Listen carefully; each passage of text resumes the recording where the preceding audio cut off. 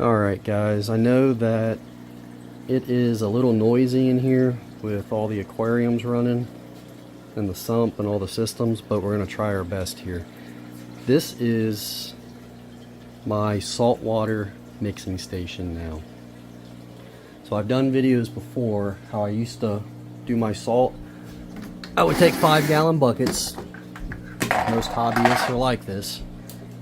You know, I got my measuring cups here, so I would come over here, get my 2.5 scoops of salt for 5 gallons, you know, per the instructions on the container.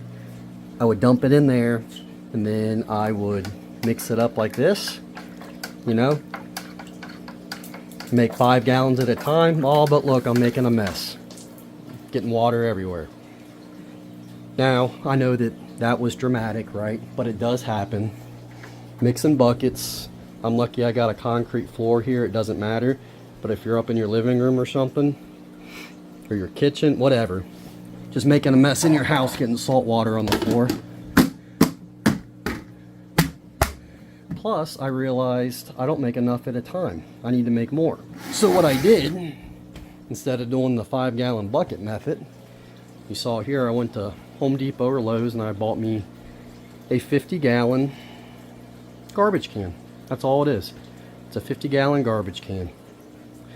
So my RO filter, I have got one line running into this garbage can, this blue one. That stays fresh water for all my tanks and maintenance. So all the water in here does not have salt in it. I use this for all my top-off water and cleaning and whatnot.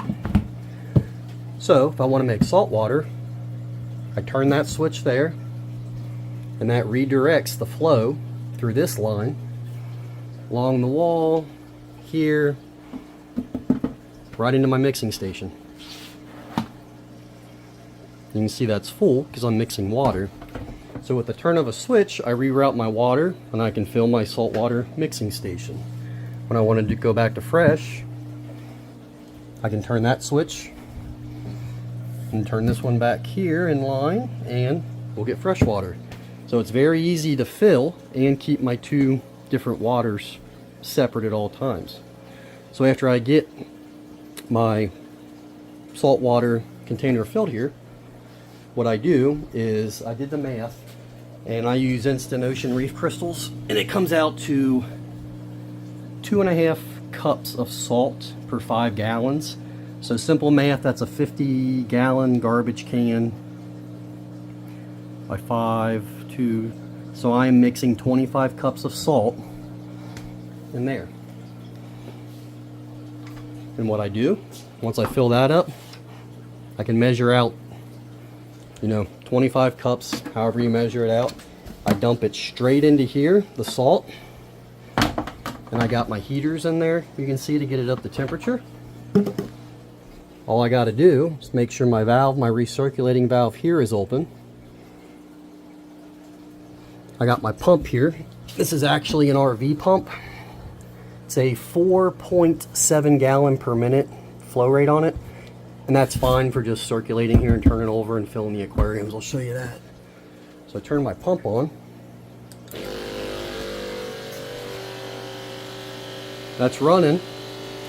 I am heating my salt water and I am mixing it at the same time. You can see it down in there, circulating around.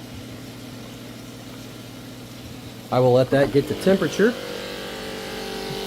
We're at 76 now, so when that gets to 79,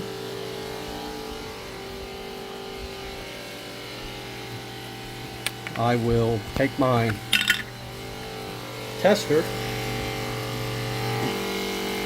We can shut that pump off for now, it's not needed. And I will test my water.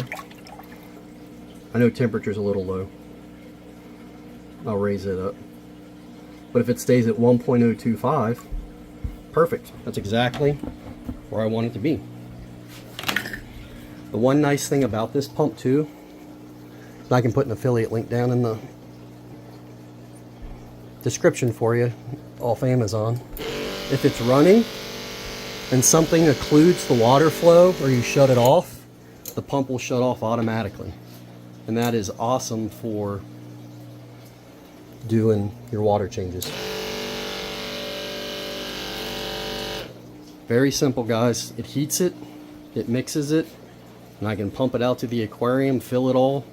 I don't have to mess with these 5-gallon buckets. So I hope this sparks some ideas for you guys, and I hope you have the space in the room where you could incorporate something like this into your setup, because it has drastically cut down on my water change time. It's just super efficient.